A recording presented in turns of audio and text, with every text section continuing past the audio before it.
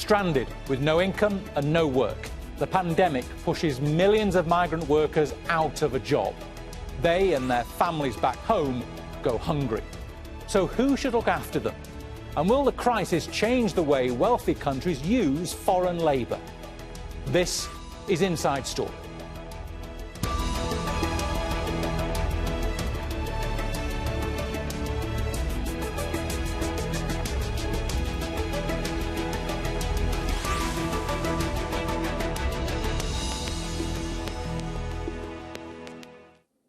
Hello, welcome to the programme.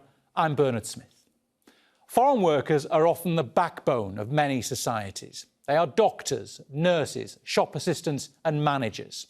Others take low-skilled work that citizens of wealthier nations won't do. They have families back home depending on the money they send. But millions of migrant workers have seen their livelihoods evaporate as the coronavirus spreads. Economies all over the world have been hit by the effects of lockdowns. Salaries are being cut or staff fired as business dries up. The World Bank says global remittances will drop by 20% this year, the sharpest fall in recent history. Migrant workers sent home $554 billion last year, a record. Remittances overtook foreign direct investment as the biggest source of money flowing into low and middle income countries. Most came from the United States and the Gulf. Much of it was sent to families in India, China, Mexico and the Philippines. But the World Bank says Europe and Central Asia will be most affected by the drop in remittances, expected to fall by 28% this year. And Africa will lose about 23%, with Somalia and South Sudan likely hit the hardest.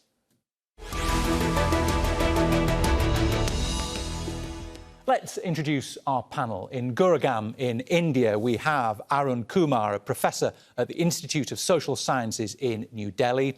In London, we have Thulsi Narayanasamy, head of labour rights at the Business and Human Rights Resource Centre. And in Beirut, in Lebanon, Hassan Yunus, a business management analyst.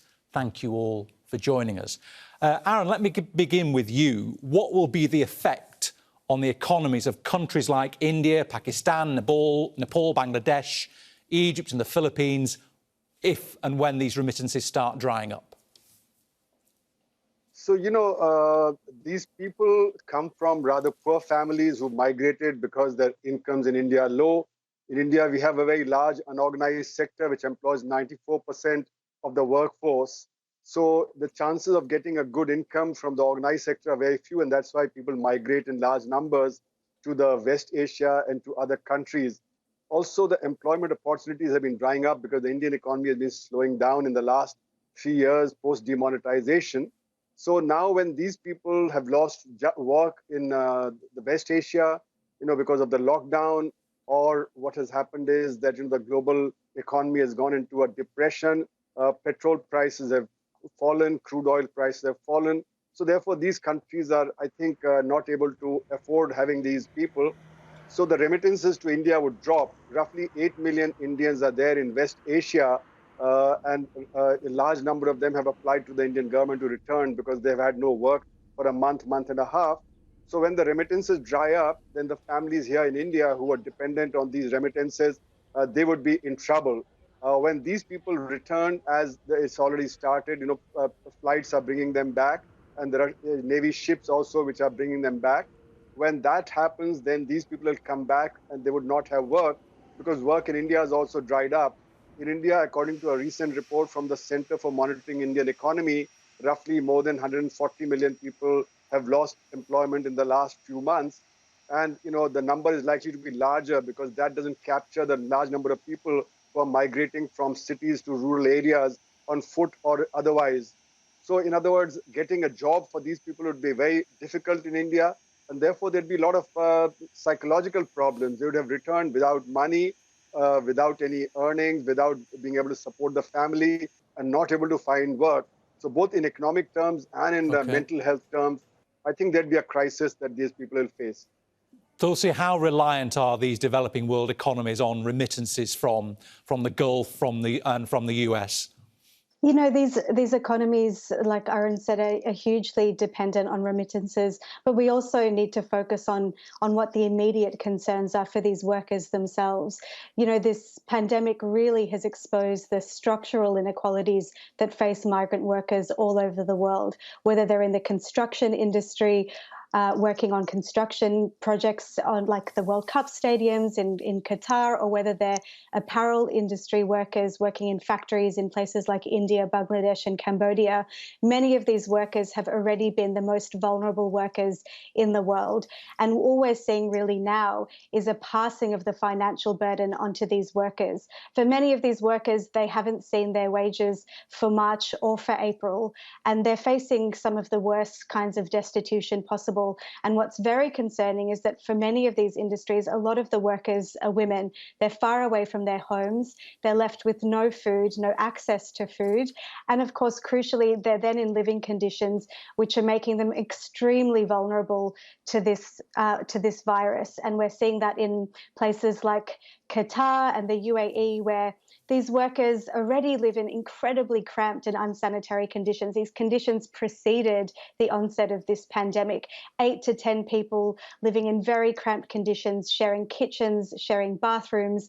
You know, the lack of access to food and wages is one thing, but they're also now extremely worried and distressed at the prospect of contracting the coronavirus and not knowing what will happen to them. So there are a huge number of elements to this. And of course, crucially, we need to consider who's responsible for these workers, because again, we see the buck is being passed. So the sending countries, so countries in South Asia, where a lot of the workers in the Gulf are from, the onus is being put on these states to bring these workers back home. So we really see that they're falling through the cracks. And it's important to remember that they fell through the cracks before this pandemic hit. And this has just really exacerbated the conditions for these workers.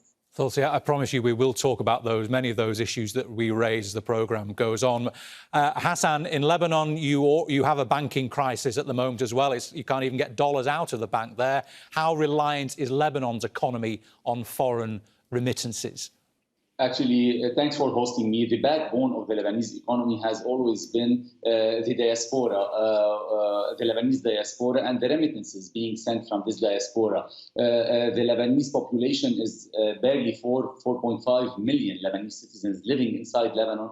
However, we have maybe more than 20 million Lebanese in the Gulf, in the Middle East, in Africa, in Australia, in the US, and many other places.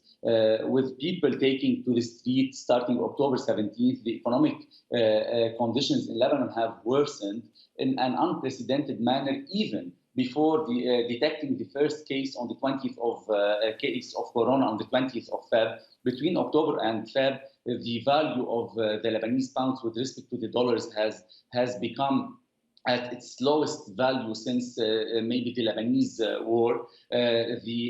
People don't have access to their money in the banks. Even if you have $1 million in your bank account, you can't have access to more than $1,000 or $2,000 per month.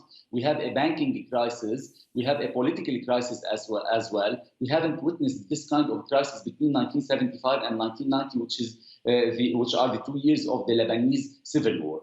What used to enhance the situation in Lebanon is the remittances which the Lebanese in the Gulf and the Middle East send, especially that the Lebanese work in white collar, if I may give this description. They work in managerial positions mostly, so the income generated by the Lebanese is considered high, and these fresh dollars are highly needed during these negative, bad circumstances which we are witnessing with the spread of COVID-19 and with the global crisis, which we haven't witnessed in the whole world since 1929, Great Depression.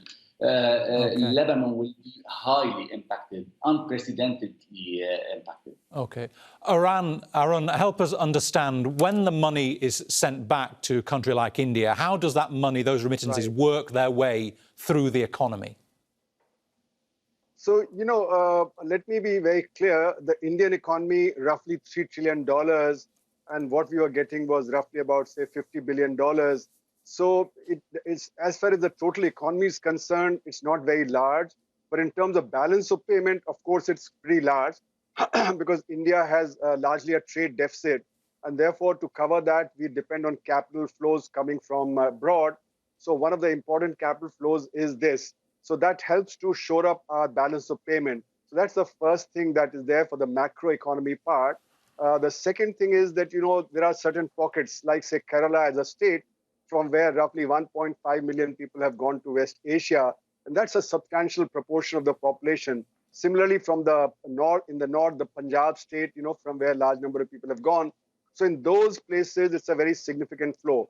So therefore, in those states, when the flow stops, then the families that are there, the businesses that they run, they would suffer from the problem. Another problem that comes up in the context of pandemic is that there's a lockdown and the Indian economy is tanked. At this point of time, not more than 25% of the output of the Indian economy is taking place, which means that of the 25% that's working, the amount of remittance is a very high percentage, So if the remittances had continued to come in, that would have helped India.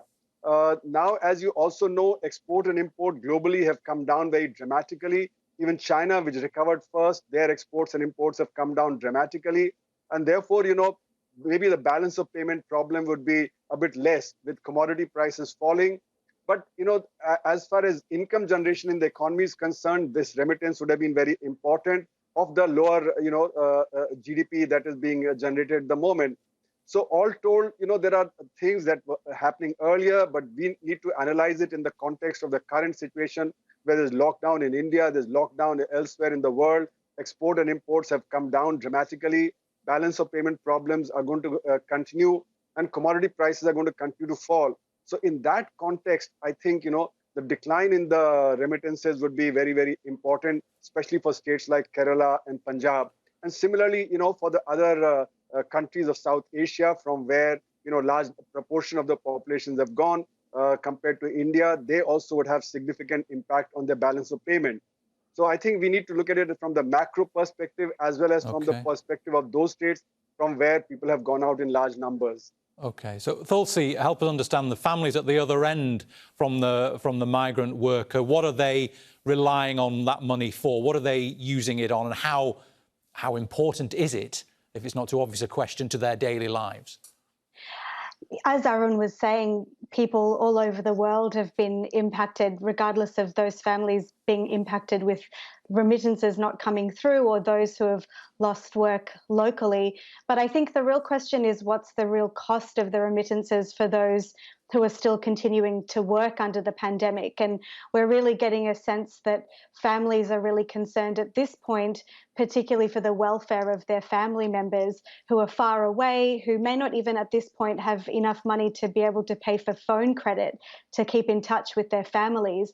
So I think, really the concern is for the well-being and the welfare of family members, especially in a situation where communication is now impacted on an unprecedented level. If you can't tell your family back home, if you can't speak to your children back home and tell them how you're going, I think the concerns around getting those remittances when there's already such a large impact on the economy becomes secondary. And I think this is where we really need to be focusing on what happens to those people who economies like India are so reliant on these remittances. What are these states doing for those people? Are they putting pressure on the host governments to ensure that not only these people are getting paid the wages to ensure that those remittances are happening, but also are they ensuring that those people have access to personal protective equipment in their work? If there is a wide outbreak of coronavirus among these populations, it's going to be very hard to stem that. And we've seen that in the last couple of weeks happen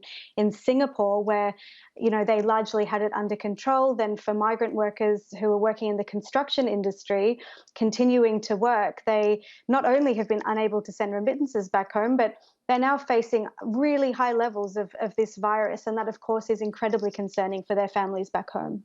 And Hassan, when that money's sent back to the Lebanon, and if it's possible to get it out of the bank, what are the families on the receiving end spending it on? What is that money used for in the main? Yeah, the guest was talking about the negative repercussions on the balance of payment in India. When it comes to Lebanon, this can be even more magnified. Actually, Lebanon lacks a robust agricultural and industrial sector. That's why we import most of our agricultural and industrial products from abroad.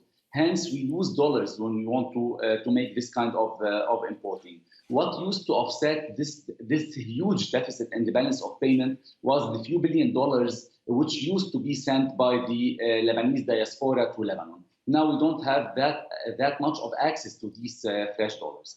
And what magnifies the problem further is that the $1,000 sent used to be 1,500 Lebanese pounds.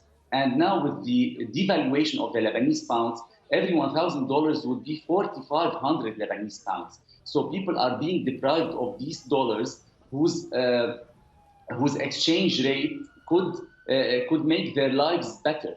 So now you need 450,000 Lebanese pounds maybe to get $100 in Lebanon if you don't get it from abroad. So this have a very negative multiplier effect. The poverty rate in Lebanon is increasing unprecedentedly. For example, according to some statistics from the World Bank and World Food Program, in the year 2018, we used to have 44,000 families living below the poverty line in Lebanon, which is $4 per day.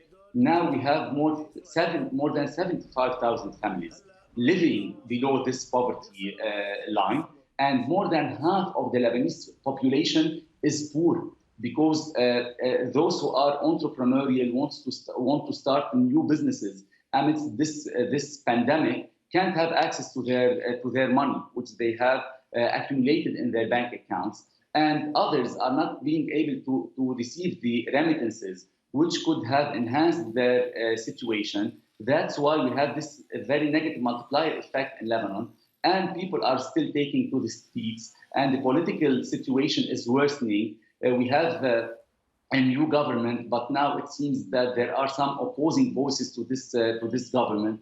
So many reasons, some of which are political, economic, sociocultural, even demographic factors, are worsening the situation in Lebanon. And this will definitely have a tough humanitarian impact on many Lebanese families who rely on these remittances as source of living. As the main source for the basic needs, for paying the tuition fees of the other siblings in the family, for hospitalization, amongst many others. Arun, the role of a foreign worker, a migrant worker in, say, a Gulf country or even in the US is often portrayed as one who takes from that country and sends their money to their home country. But how important are they to the mechanism, the mechanics of the host country that they're in? How important are they to the working of the economies there? So, there are different kinds of migration from India. There are the skilled workers who go abroad. There are the very semi-skilled and the unskilled workers, the kind of jobs that, say, maybe the people in West Asia don't want to do, like, the menial jobs, the construction jobs, etc. So they're very important because they work at very low wages. In fact, as was being pointed out earlier, often the wages are not paid till the end. And now many of the workers are complaining that they haven't received wages for many months, and therefore they're penniless and then don't have the money to even return. In the US, for instance, there are all these different kind of workers. There are a lot of Indians in the software industry, etc. They are not going to be affected. It's actually the lower skilled people who are being affected because, the business has completely shut down, offices have shut down largely. But those who can work from home, like in software industry, etc., they are not getting affected. So it's the poorer sections of the migrants who are being affected very adversely. And it is their corresponding sections in India also who are getting affected very adversely. So this is actually creating a problem for the poor families. In India, as I said, about a few 100 million people have lost work or they're not able to go to work. And therefore, they've slipped below the poverty line. And when these people who are working in the US or in West Asia, and they were sending money back to them, then the poverty aggravates. Now, as far as the work being done and how important are these people to the economy of, say, West Asia or USA, they did the kind of work that, as I said earlier, who the local population wasn't willing to do. So I think that's where it hurts the economy of the richer countries also, where these migrants had gone. Because now if these people start returning, then to ramp up the economy again would be very difficult. Okay. The same thing is happening in India, where a large number of small businesses which are folding up, where these poorer people used to work, once they close down, then ramping up the economy is very, very difficult. So whether it be in West Asia or in the US, or in India, when these people come back and the workers are not available to ramp up production, then recovery would be very slow. So, people are hoping that there will be a V-shaped recovery, but instead it's going to be a U-shaped recovery. As it is, it's a depression. Investment has gone down globally. In India, investment has fallen to zero. Consumption has gone down dramatically. And as a result, any recovery would take 3 to 5 years possibly. And the same would be the case in the US and other countries as well. All right. So, the role of these people is very important in any recovery. OK. And Thulsi, you touched earlier on the very difficult living conditions of particularly labourers when they live in countries here in Qatar, in the Emirates, in Saudi Arabia and Kuwait. Is there an appreciation in these countries of the contribution that those labourers make to the local economies? Because it seems they're very easily kicked out when things get tough. Yeah, and unfortunately, all we're really seeing is an exacerbation of a situation where migrant workers are treated as second-class citizens. And this situation for workers is structural. It's embedded into legal systems. It's embedded into labour law.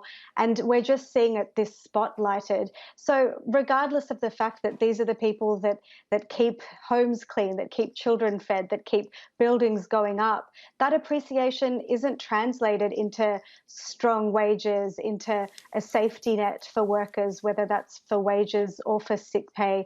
It's not translated into safety for whether or not they can stay, how easily they can move around. And really the difficulties facing workers, whether they're in the construction industry or in apparel or in agriculture, is this precarity that has already been embedded into their lives. They never earned wages that were sufficient to cover their cost of living. I mean, we need to understand that even when we're talking about remittances, the amount of money that's sent back per worker is incredibly small on any global scale.